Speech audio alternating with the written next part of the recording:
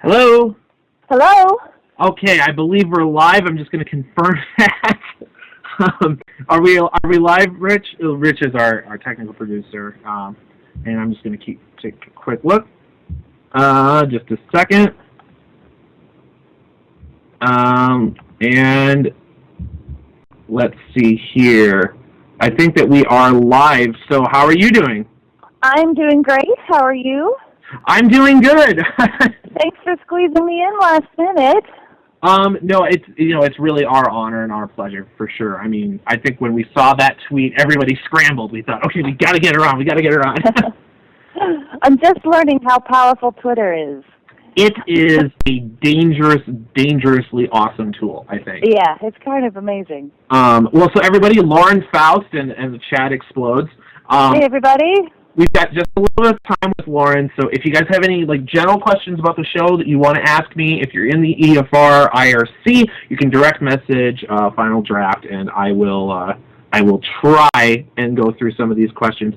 But in general, how has your holiday season been going for you, Lauren? Very good. Rather uneventful. Christmas really snuck up on me this year. I actually still have some shopping to do, so I think this weekend's going to be a little terrifying. Yeah, I kind of learned that, I tried this one year with limited success. I handed out little cards saying, you will receive this gift, in a few days, because it's always crazy trying to get all those toys, at the last minute. But Yeah. No, I'm sure it's going to be crazy out there trying to shop this weekend, but I put everything off. I'm usually pretty good at being on top of things, but I missed the boat this year. Well, it's okay. Well, so in general, for people who don't know and apparently have been living under a rock, you are the creator of My Little Pony Friendship is Magic, which is quite the achievement in of itself. And so I think I speak for just about everybody who's about to send me this message, saying thank you again for putting together such an amazing program. Oh, it was my pleasure. It's a dream come true. And I mean, one of the things I think that really is, as a member of the Brony community, that's made me feel really proud about being a Brony is stuff like what Bronies for Good is doing today, this live stream, this charity stream. So, I mean, I imagine that as the creator of that program, did you really ever expect that you were going to, say, be involved in a live stream for a charity like this? Did you ever think that sort of thing might be spurred by this program? No, I didn't. I never expected the show to be especially popular outside of its demographic, and I don't think 6-year-old girls host a lot of live streams. Not yet. Or do a lot of charity work.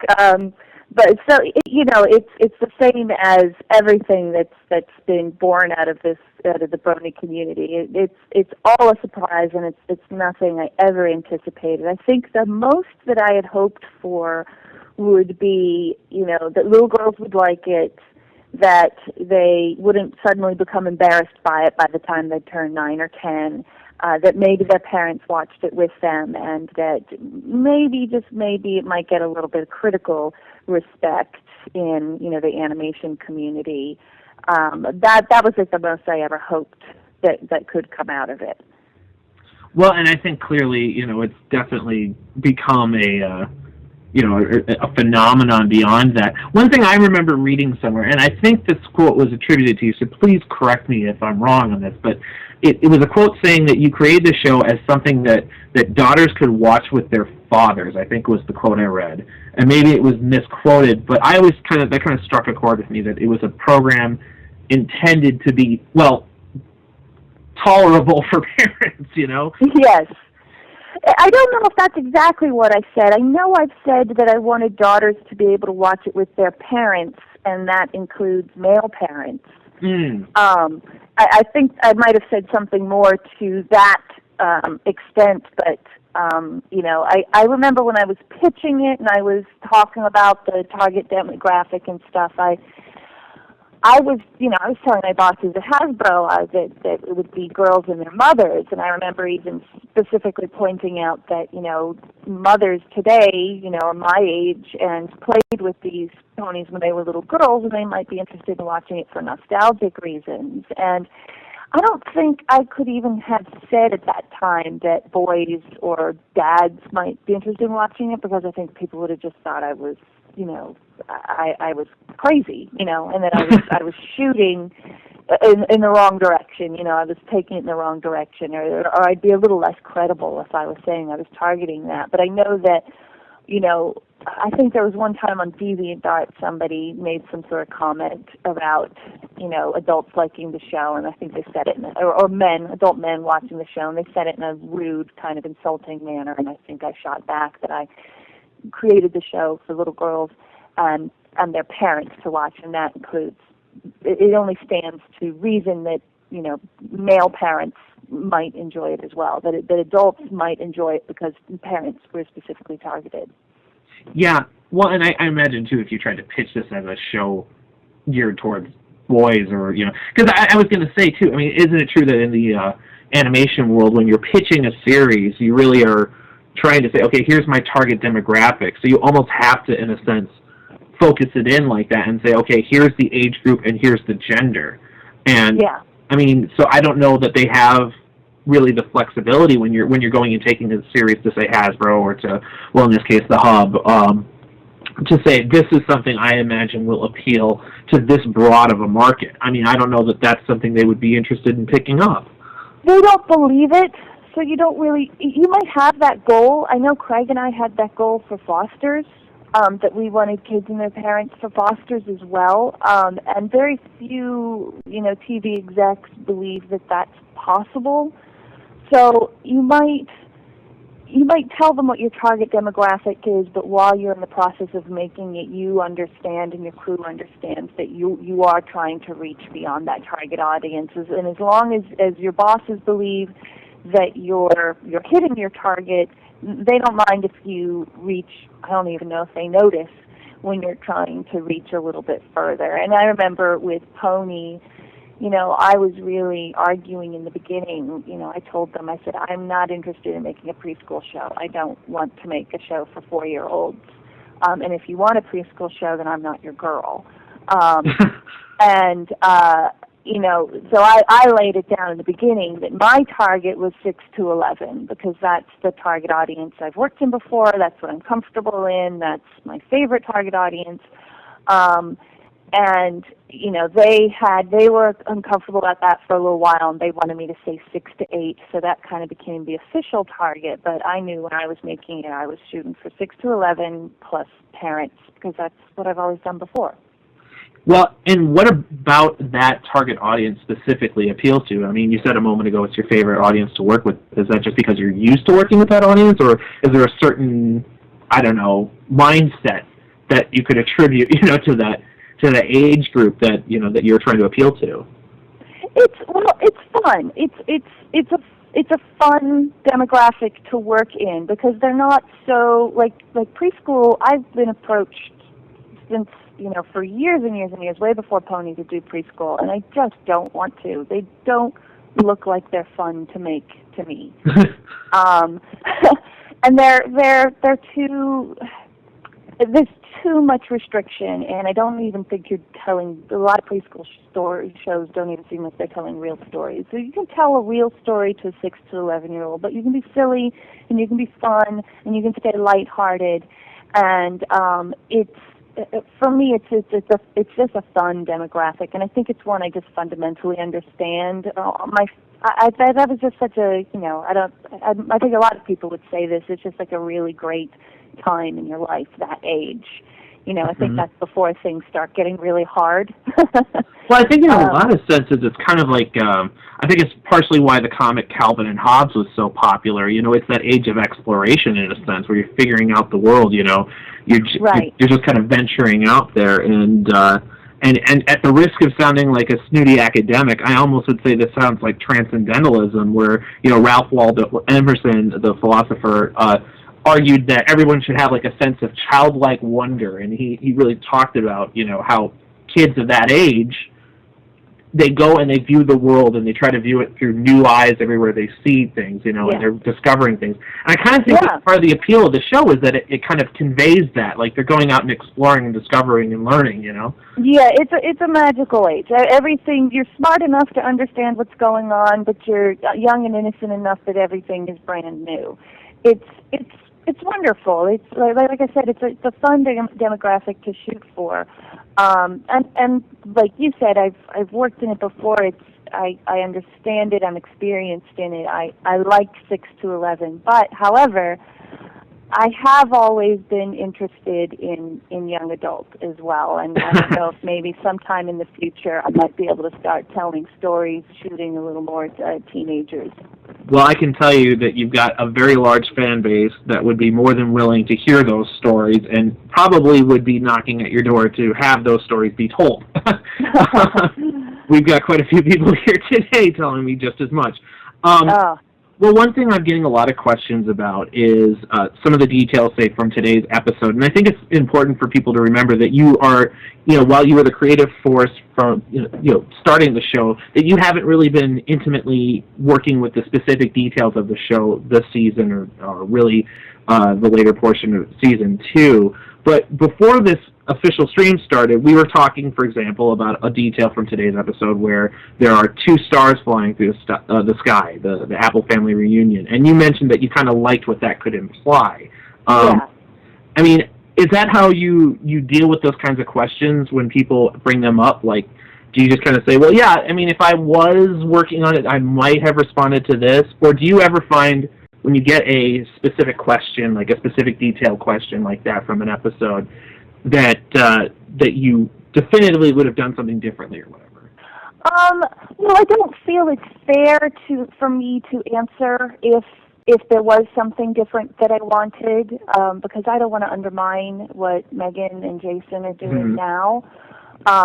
So if there is something that I hear about or that if I see, and I should be clear, I have not watched any of season 3 so far, but I'll catch things online or people ask me questions or point me towards something, and I've seen bits and pieces. And if there's something I see that I don't necessarily agree with or veers away from what where I wanted to take the show, I think it would be unfair for me to point that out. However, I did hear about today's episode involved the Apple family, a reunion, and that there was some sort of a subtle nod to the possibility of Applejack, Big Macs, and Apple Bloom's parents had passed away, in the symbolism of 2 little falling stars, and that actually, that is one thing that I was kind of happy to see, because I had always in my head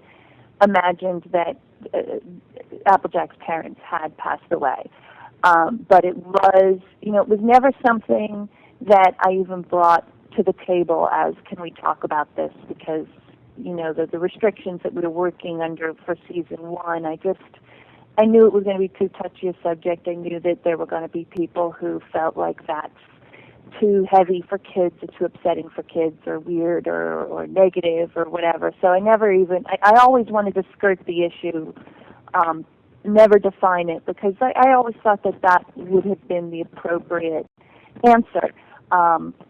I think, when there were educational consultants involved in the show and everybody was so focused on that 6 to 8 demographic, it might not have gone through if it was mentioned explicitly. And in fact, I wonder, because it sounds like it wasn't in the script, and I'm totally guessing here, and that Sabrina put it in herself.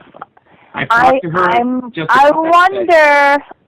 wonder if anybody caught that. I wonder if that information made it under the radar. But I am completely guessing. I have no idea. That was what I had envisioned for. She was actually on the stream earlier this evening, and I talked to her about it as well. That it was something she threw in as a little nod, to, just as a possible reference, because in the episode the parents don't appear, so it's a family reunion. I think that she was trying to, throw that in there as a nice little touch. So that was Sibsy. That was Sabrina. Yeah, and that would have been, that would have been like a dream subject. If I did have the freedom to say that sort of thing explicitly, here's a little bit of, personal information about me, but my father died of cancer when I was 7.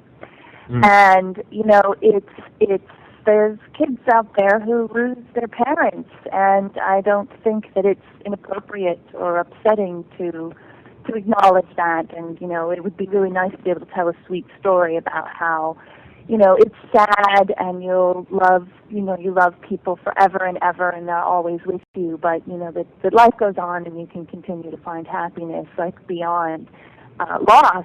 But it's such a touchy subject. Yeah. I would hate, usually subjects like that, they bring in experts that want to hold your hand, and I think the story gets demeaned sometimes when that happens, unfortunately.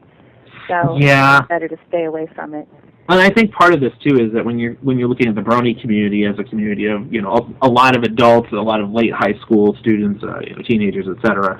When you're in that age group, that sort of a subject is something that isn't going to faze you, or at least not be considered inappropriate or whatever. But it is important to remember that the show was pitched as a target demographic aimed program, and I think that's right. That's something that I forget, because I'm getting a lot of questions. Personally, I don't feel that would be a bad story to tell a 6 or 7 or 8-year-old, as long as you were sensitive about it, Well, when I was a kid, too, I had a book, like, my parents divorced when I was very young. My parents divorced when I was 5 years old. And I had a book I still remember called, Mommy and Daddy Are Getting Divorced. I mean, it's a sort of hard subject that, that some kids do need to process. And I think that part of growing up is learning about that kind of a thing and growing from it. And I still remember that book because I remembered it being so honest and real or whatever when I was younger. Yeah. So, but for example, now, I mean, I think this is the kind of interesting phenomenon. Is I'm getting a lot of questions sent to me about, okay, who are Rainbow Dash's parents? Who are Scootaloo's parents? I mean, there are a lot of details like that. And I know in the past when I've done panels with you at Equestria LA as well as at BronyCon, you've said that when you set up the show and when you developed the Bible for the show, that your intention was for the show to grow organically, so that you didn't necessarily have all of those answers planned out at the beginning. And that you had kind of a general overarching storyline that you were going to follow, but that some of those details would kind of, arise organically to, as the show needed.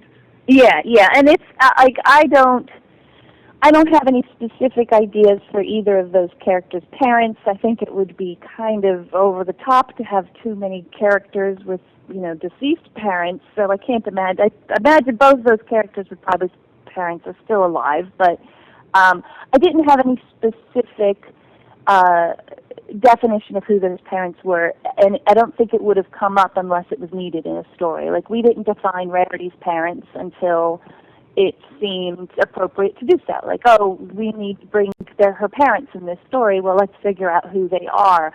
Or Twilight's parents. The only thing I think I can say is if I could have gotten away with it, I would have really liked to have made Firefly's mother, see, I just feel Rainbow Dash's mother Firefly. Oh, that would have been cool.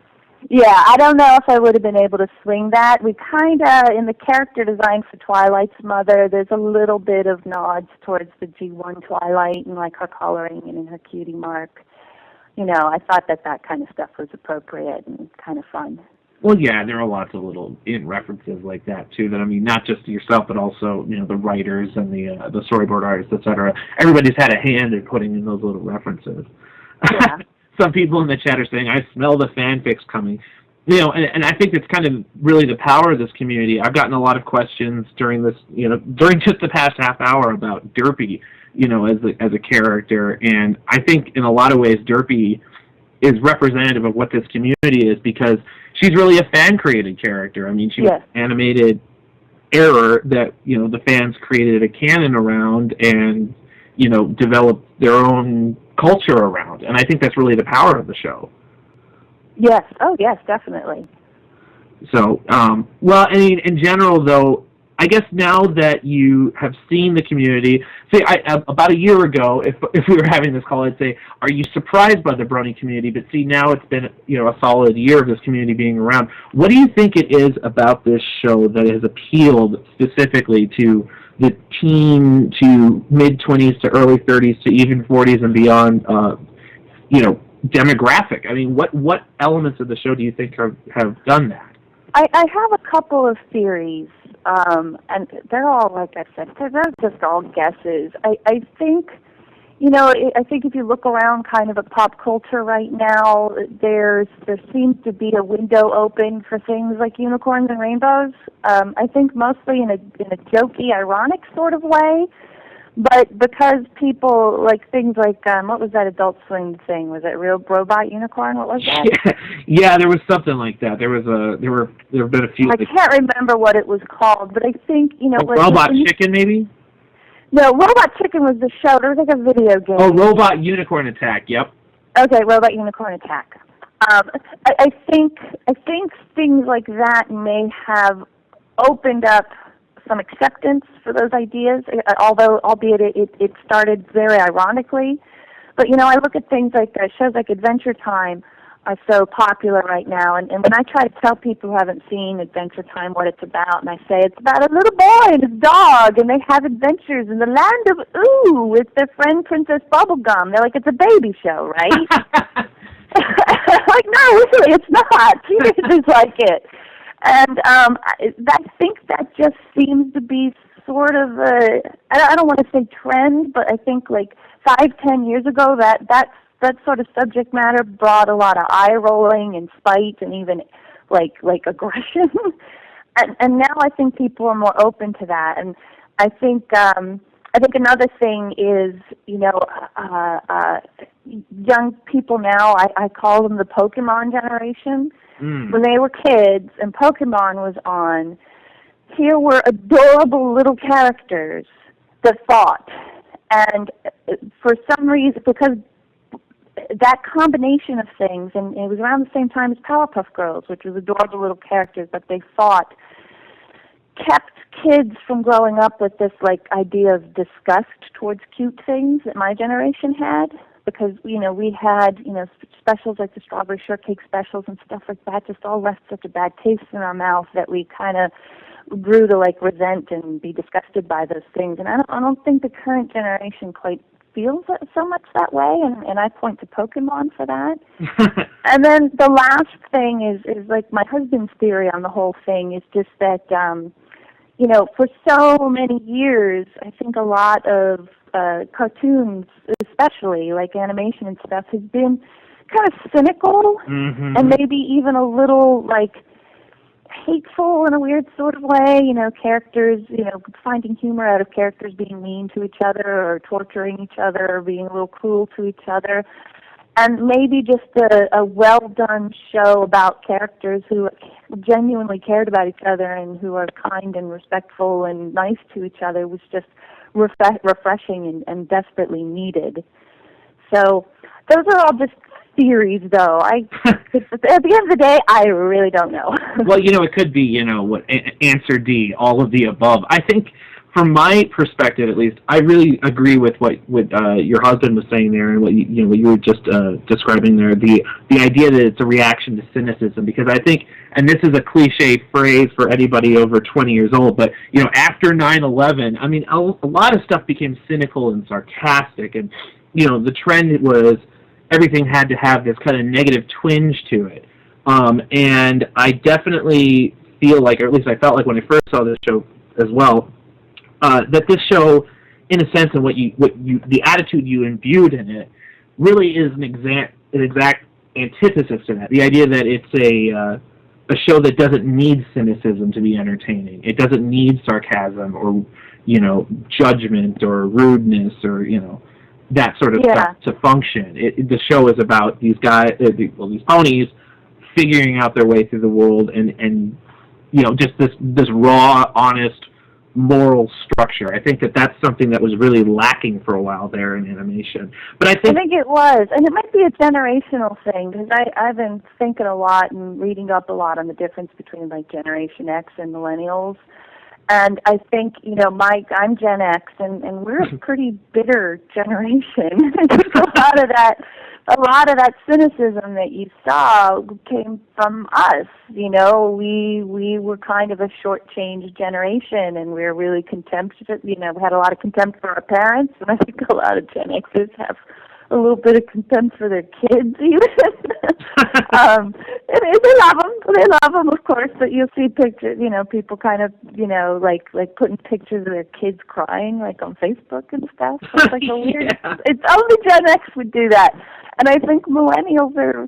I don't think you guys got the short end of the stick like we did, and I don't think you find that amusing the way we did. Well, I think part of it too, though, and I mean, it's the medium we're working with right now. I mean, the internet has really, in a sense, allowed people not only to form communities, but to grow communities based around their own individual interests, and it doesn't matter what other people think, because you'll find other people. I've really attributed the Brony community's growth to the rise of high-speed internet. This idea that you can post music and you can watch. And it's just, you can watch shows, you can do all this stuff, instantly, and in any little niche that you want to. And I think that's something that the Gen Xers didn't have until later on, No, we didn't. Well, like, my husband's always commenting on how, like the internet was just still a baby when Powerpuff Girls came out. We would make shows, and we wouldn't get any feedback on Powerpuff until we got the ratings reports. But, now when we make stuff, we just go on the internet and we just see directly what people think. We don't even have to look at the ratings. We don't even care about the ratings. We get to see people's direct responses, and that just didn't happen back in those days. It wasn't available. It didn't exist. And the crazy thing is now, for example, shows like Powerpuff Girls or even those old Disney afternoon shows, they're all available online. People can go and watch them. So it's funny to me when I go into, say, a Hot Topic or into a, any kind of trendy store, and I see, these, like, Legend of Zelda T-shirts or these, Tailspin shirts. I'm thinking to myself, yeah, I'm old enough. I'm about to turn 28. I'm old enough to remember when that was on TV, and it was just like that, You didn't have that kind of ability to just go and interact about that stuff, but it's kind of having its own renaissance online now. I mean, especially like those old Disney afternoon shows and stuff like that. I think it's become a huge cultural influence because of the internet. Yeah, and I think that places like Hot Topic can thrive because they have their direct. They don't have to do market research. They go online. They see they don't have to convince anybody. People will buy a Tailspin T-shirt because they see it online and they know it's going to happen. They don't have, like, big wigs they have to sell it to. Or they might not have even gotten the idea in the first place. So I remember, even like with Powerpuff Girls, how hard it was for us to try to convince people that if you made the toys like action figure style, that boys might buy it. And they were like, nope, they won't. So they just never made them, and we never know if it would have worked or not. Well, I think but now if they saw people making, if they saw that people were making those toys and selling them on eBay to people who wanted them really bad, they go like, oh my gosh, they're right. They do want this stuff. Let's make it ourselves and, let's manufacture it and sell it. Yeah, and I think that's actually kind of, what the internet has done is it's broken that top-down model. Nowadays, if you want to go and pitch an idea or you want to say, suggest making the toys or whatever, you don't have to go and appeal to someone else to do it. You just go online, you find someone to do it, and you just do it. And this is this ties into a lot of stuff that I've been working on lately with Lee Toker or whatever about fan build, etc. But it's something you see on Reddit or on Imgur, on these different websites. It's this. It looks like we had a little bit of an audio, as the internet would say, a little audio derpage. Okay, we're back. It's basically this, the internet has kind of reversed the pyramid or whatever, right? That now it's a more democratic process, and things like communities like the Bronies can erupt from the internet and have their T-shirts and have their conventions and have their their toys, etc. And it's definitely flying in the face of traditional marketing, etc. And they're not dependent on the corporations to fuel their fandom either. Yeah, exactly. Well, I'm getting a couple questions. One from a guy I know named Paul, and also one from a guy I know named who goes by Draco, who's asking that they want to know. A lot of people look at you as the source of this fandom in a sense because you created the show. And I know that it wasn't necessarily your intention to create this online community, but a lot of people have asked me in the past too, what you think the future of this kind of a community would be, given your experience with the animation world. Like, I know that there have been other fandoms out there. Where do you see the course of a fandom going with this? That's way too hard to predict. It's too hard to predict. It could, there's so much like fan fiction and fan art that there's a possibility that it could follow the route of things like Star Trek, where it could just keep living on its own for years and years and years and years and growing, whether or not there's source material or not, just because of the talent and the passion within the fandom. I think that's a possibility. It's hard to say yes, that's what's going to happen. It's